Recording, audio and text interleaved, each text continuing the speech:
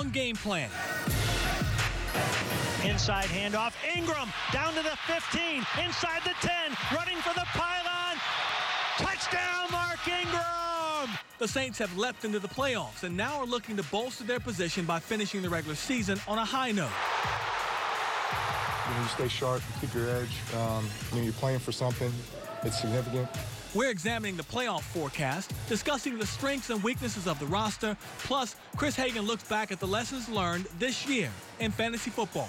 It's bobbled, but then caught by Kamara, and he goes into the end zone. From Fox 8 Sports, this is Game Plan. Sponsored by your Southern Quality Ford dealer, built Ford tough. And the 2017 Nissan Titan with America's best bumper-to-bumper limited truck warranty, Nissan Titan. Take on any job. Their playoff tickets are punched, but still there's so much for the Saints to play for as they gear up for their season finale in Tampa Bay. Welcome to Game Plan with Juan Kincaid. I'm Sean Fazan. There's an understanding within the Saints locker room that the playoffs began for this team weeks ago. And now that they've reached the final game, they can't afford to take that foot off the gas pedal. The good thing about that is that, you stay sharp, you keep your edge. You're playing for something. It's significant. We want to continue to improve. We want to play our best football, especially as we head into the playoffs. The Saints are currently the 4th seed, but to get to that 3 seed, they have to beat the Bucs and hope the Rams lose to the 49ers. That would mean the Saints would host either the Falcons or Seahawks in the wild card round. The Saints would then remain the 4th seed if they and the Rams both win or they and the Panthers both lose. If either happened, the Saints would host the Panthers in the wild card round of the playoffs. And then there's the what if the Saints lose and the Panthers win next Sunday situation. Well, then the Saints would drop to the 5th seed and the Panthers would win the division and get the home game that comes with it. The Saints would then be on the road for the playoffs, on the road at either Carolina or Los Angeles to face the Rams.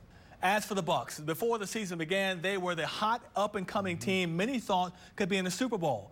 But now they're a lowly 4-11 football team and just waiting for that disappointing season to end. But as we've learned, that doesn't mean Tampa Bay won't be ready to play. The Saints know they must bring their best effort to finish the year out on a high note. So a 2017 regular season that's seen the resurgence of Saints football comes to a close Sunday in Tampa.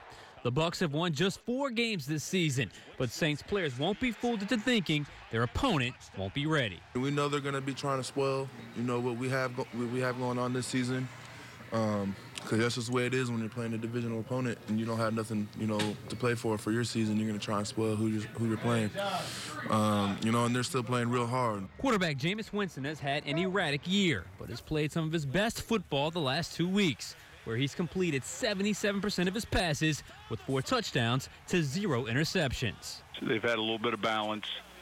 He's had time to throw, and you give him some time, and he's going to get in rhythm and get hot. I think that combined with some balance in the running game is really helped him and probably an ally for every quarterback. Receiver Mike Evans, who incited a brawl the last time these two teams met, has nearly 1,000 yards on the season. And speaking of that brawl, I asked Marshawn Lattimore about it this week. Are you perhaps looking forward to a rematch with Mike Evans this week? Yeah, because I'm not about to answer 100 questions about him, but yeah. I'm looking forward to it. Defensively, they're led by their linebackers, Levante David and Quan Alexander. Former Tiger has 86 tackles and 3 interceptions on the season. But overall, this is the game the Saints should win. And if they do, their first NFC South title since 2011 would be theirs. The number one goal, or the kind of the first order of business, is win the division, right? Before you can start thinking about anything else, and we have that opportunity. We control that. And I think that's the part that's exciting about this. So, obviously last week was a big win. Christmas, a time with your family, and now it's time to get back to work and go win this football game. A win gives the Saints their first division title since 2011. The last time these two teams met, Saints won big, 30-10. And the last time the Saints swept this series was way back in 2014, and that sweep could signal the end of Dirk Cutter's time as Bucs head coach. And Cutter admitted this week that the constant talk about his job status has been a distraction, and the struggle to get through it has been real. He's been the Bucs head coach since 2016 and has yet to make the playoffs. With all the team's off-the-field acquisitions this year, this was supposed to be the Bucs' year. Instead, it's been a complete disaster. We're playing hard. We're doing a lot of good stuff. Our defense in that first half was unbelievable. I mean, to hold them running the football like we did today. We sacked them twice. What did our defense give up? 13 points in the game. I mean, that's good enough. We give up a special teams touchdown. We turn it over. We lose a turnover by 2. I mean, the same stuff wins football games every week. All right, it's the same stuff, and we're coming out on the short end. It's not an effort issue. It's not a hustle issue. It's not a physical issue. But they beat us. They beat us fair and square. The Bucs went from being a 9-7 team last year to 4-11 this year, and things hit rock bottom after their Christmas Eve loss to Carolina, when a shouting match could be heard clear outside the locker room. As far as the Bucs radio broadcast booth, they got problems in that football team right now.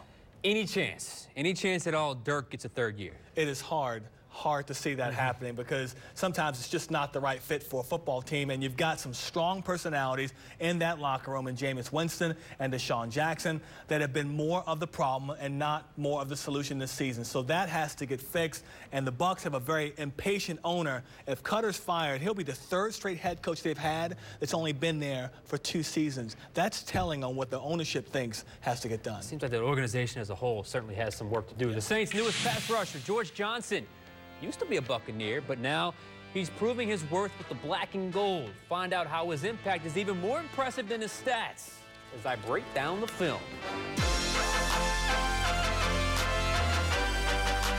Fazan's Film Breakdown is sponsored by the 2017 Nissan Titan. From Fox 8 Sports, you're watching Game Plan. Sponsored by your Southern Quality Ford dealer, built Ford tough. And the 2017 Nissan Titan, with America's best bumper-to-bumper limited truck warranty, Nissan Titan. Take on any job. The Saints are coming off one of their best defensive performances of the season and got some help from players you may not know much about. One of those players was defensive end George Johnson, who, from out of nowhere, gave the Saints a helping hand, as I discovered in my film breakdown. Number 90, George Johnson, played 38 snaps on Sunday, or 60% of the total defensive plays. That's a lot for a player they just signed. Though there were a few exceptions, he played the overwhelming majority of those snaps as the weak side defensive end opposite Cam Jordan as the wide 9 technique.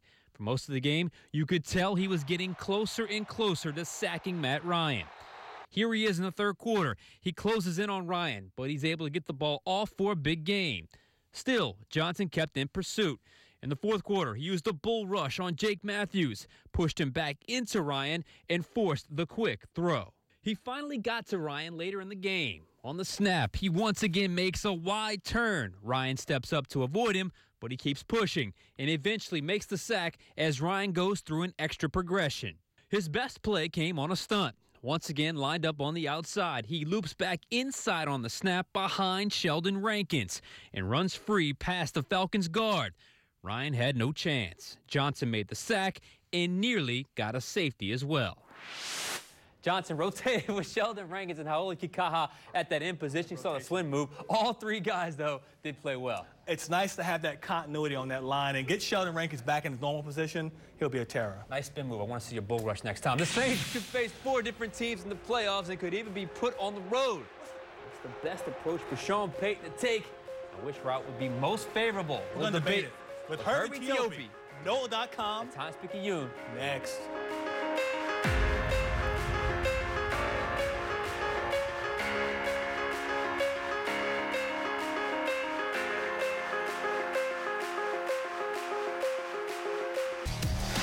From Fox 8 Sports, you're watching Game Plan. Sponsored by your Southern Quality Ford dealer, built Ford tough. And the 2017 Nissan Titan, with America's best bumper-to-bumper limited truck warranty, Nissan Titan. Take on any job. Playoff scenarios, there are still plenty of possible outcomes, including the Saints being seeded 3rd, 4th, or 5th. But if the playoffs started today, this is what they would look like. Eagles and Vikings get bye weeks before hosting in the divisional round. The Saints would host the Panthers, a team they've beaten twice. In NFL history, that has happened 20 times, and 13 of those have seen the regular season victor continue their winning ways. Also of note, the Falcons are projected to make the playoffs. Currently, if they do, it'll be the 7th time that 3 teams from the same division have made the playoffs since 2002, when the current format was put into place. Having said all that, we bring in Herbie Teope from NOLA.com and the Times-Picayune. Now, Herbie, tell me why this bad Buccaneers team should scare the Saints. Well, not only should they scare the Saints, they should scare the Saints fans. Look at what they did the last 2 weeks. They played the Atlanta Falcons, they played the Carolina Panthers, and they played them tight. They almost beat the Panthers last week, if not for a lot of fumbles and some turnovers. But this team is actually scary. Nothing to lose. You know, go out and play, go out and get a victory, and spoil an arch rival's dream of winning the NFC South. Nothing to lose. And regardless of where their record's gone, you look at that roster. That is a talented roster with a lot of very good football players, as we mentioned earlier in the show. So Tampa Bay is a team that's probably not going to fold, so they're going to be ready to play. They have good players. It's their last game of the season. They know the Saints have something to play for. It's motivation enough. So, yeah, I think they could scare them. Important to get off to a good start if you're the Saints. So let the Bucs hang around. So the Rams, one of the top teams in the NFC, are going to be sitting a bunch of their starters, including their quarterback, Jared Goff. But talk about the benefit of having a must-win game for the Saints in terms of getting into a good playoff rhythm. I think mentally it keeps you sharp. As you don't want to kind of just take kind of a half effort into this last game. You want to kind of power through the regular season into the playoffs. And every team's different, by the way. We saw in 2009, they took that last week off, and they were still able to win the Super Bowl. But every team's different in that regard. I think this team, younger team, keep the momentum going. Don't, kind of switch up your routine. So having something to play for gives them a little bit of a chip, gives them a little bit of an edge. And it keeps them focused, because if they had already won everything by now, you'd maybe see a younger team. You'd worry about them kind of drifting a little bit. Not going to happen. You have something to play for. I tend to agree with Sean here, because you do need the momentum coming into the postseason. And you also think about this. Since 2013, the last time the Saints made the playoffs, I think it's like less than 10 players from that roster are currently here. So a lot of these players right now have not been to the postseason. Even middle linebacker Craig Robertson, he hasn't been to the postseason, even though he came from Cleveland. So a lot of these young players need to understand, hey, you have a lot of stake heading into the season finale. That NFC South division remains within grasp, so you go in that game and you take it. The last time out the Saints played the Bucs, it was a huge talking point. What happened pretty much toward the end of that game, Marshawn Lattimore, Mike Evans, bit of a brouhaha. Should we expect any carryover from that game? I think that game is too far removed, Juan. Look, that game was in week 9. We're now in week 17. And when you think about this, Marshawn Lattimore and also Mike Evans, they've been downplaying what happened there in recent days, and also when talking to us in the locker room today, Marshawn Lattimore was downplaying that. So I don't think that's going to be a big subject as we go into this game. This is a game where both teams know they have to take care of business. Well, tempers are going to be under control. We know that. But make no mistake about it, Marshawn Lattimore wants to shut down Mike Evans, because he knows what happened last time.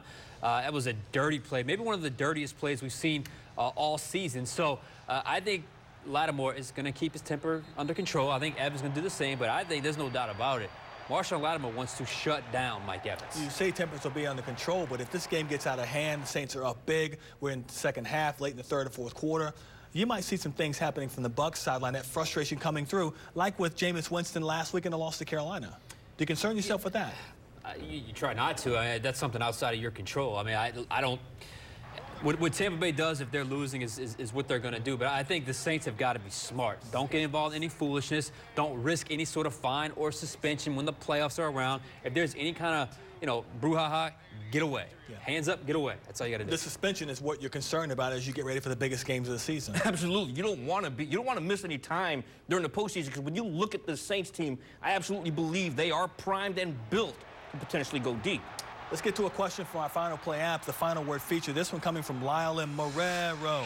With our lack of a tight end threat, why not convert a receiver with size like Brandon Coleman, who can actually threaten the defensive middle? Brandon Coleman was a big target, but he's not a big tight end kind of target. I think on the surface, the Saints would like Brandon Coleman to run Marcus Colston's route tree. Marcus Colston was kind of a big receiver, tight end, hybrid type, much like Jimmy Graham. Problem is, Brandon Coleman is not as effective in those routes, and he's a great blocker, but I think he's a great blocker on the edge. If you moved him inside, I don't know if he'd be as effective. I think he's your best blocking wide receiver on this roster by far. So while it is a good thought, He doesn't quite want to run the same routes, and I think he's more effective as a blocker on the edge than he would be as a tight end. Here's a name maybe we can just toss at you. What about quarterback Taysom Hill? We're talking about a guy. Everything else. He's played special teams, and in Week 16, he lined up as a wide receiver. And Sean Payton told us Tuesday on a conference call, we're going to look at different ways to get this guy involved. He's athletic, possesses 4.4 speed, 6'2", 220+ pounds. Why not him? Based on who you might play in the second round, who you would play in the second round, is it better for the Saints to be the 3 or the 4 seed? I love this question, and I love this debate. I hope you have a different answer to me. We'll see. But because I'm hearing this feeling of let's get the 4, because getting through Philadelphia will be easier. Thus, you can get to the NFC title game. That's kind of been what the Rams are saying by resting their starters, that they like their chances as the 4 seed. I say no. I say, to me, it's not, because at that point, it's easier to be the 3 seed, win your game against the opening wild card round, then go to Minnesota, play them there, because if you win that, you have a better chance at hosting the NFC Championship game. And I would rather the Saints have the opportunity to host a game in the NFC Championship game as opposed to just playing one home game early and never get another home game again. I think it's better to be the 3 seed. Okay. I am going to take a different point. I am going to take a different point here. I say take the 4 seed because, look, you're going to win the wild card round. That's what you're shooting for. That means you're setting yourself up for the Eagles.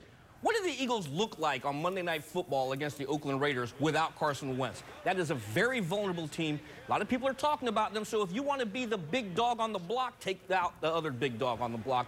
Go through Philadelphia. I will say this, and I agree with Herbie in that first you got to win that second game before you can even talk about getting to the NFC Championship game. So Sean Fazan, I love your point. I love all the facts. Both of you guys are winners in my book. That's Herbie Teope from NOLA.com and the Times-Picayune. We appreciate you being with us, Herb. Still to come, those who don't study history are bound to repeat it, right? Chris Hagan examines the lessons we learned in fantasy football this season so that you can build a winner in 2018.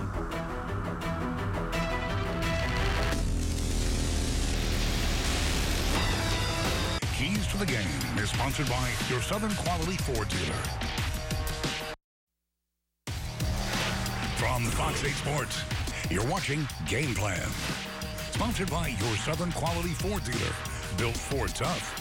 And the 2017 Nissan Titan with America's best bumper-to-bumper limited truck warranty. Nissan Titan, take on any job. Time now for our keys to the game. And how about Mike Thomas came up clutch against the Falcons despite dealing with a hamstring injury and is now well within reach of NFL history. His 4 catches against Atlanta gave him 190 for his career, passing Odell Beckham Jr. for second most in the first 2 years of his playing career. Now he's just 4. I'm going to take this. Now he's just 4 behind another LSU Tiger, Jarvis Landry. 5 catches, and he'll be alone atop the record books. Not bad for being the 6th receiver taken. When, Sean? The 16 NFL draft. 2016 NFL draft. Yeah.